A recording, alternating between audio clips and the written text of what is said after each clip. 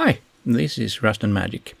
This is going to be a quick video. I noticed some weirdness when I was importing DAZ characters into LightWave with eyes. In this case it's Genesis 2. I had the same problem with Genesis 3. Genesis 8 and later use a little bit different eye setup. So I'm not sure it's the same problem there. But before we go there, let's just talk about the different parts of the eye here, so we are on the same page on this. We have the pupil in the middle. That's the little one. Around that we have the iris that defines the color of the eye. And then we have the sclera, which is the white part of the eye.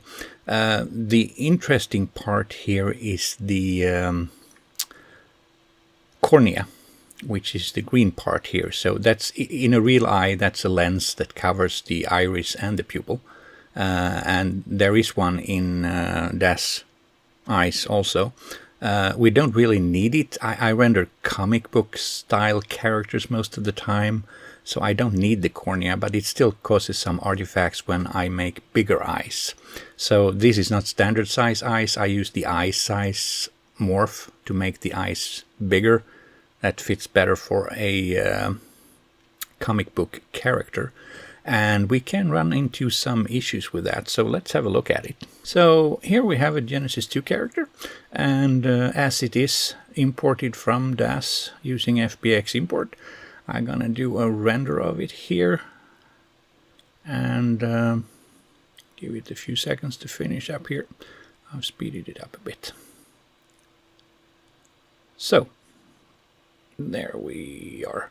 Now if we look at this, we will see a very strange artifact under the eye. This is from the cornea that collides with the geometry, and I'm not sure exactly why it happens, but it has to do with the scaling of the eye and so on. You could remove this and mess around with it, but there is a quite easy fix for it. If we take a look at the morphs, I have imported a morph that is called PHM, partial head morph, eyes cornea bulge. That changes the geometry of the cornea. If we set this to 100%, works most of the time. Sometimes another value might be needed. And we render this again. Gonna take a few seconds. And you can already see that the artifact is gone there and the eye looks much better. So that's an easy fix for this. It works on Genesis 1, 2 and 3 at least. I haven't used many Genesis 8 and later characters, so it's difficult to say if you can use the same solution. But as you can see here, it's much better. So that's an easy fix. Just remember to import that morph and it will look fine.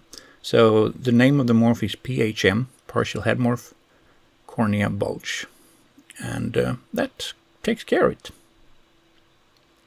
That was really all I had for this video. So thank you very much for watching, and I hope to see you soon again.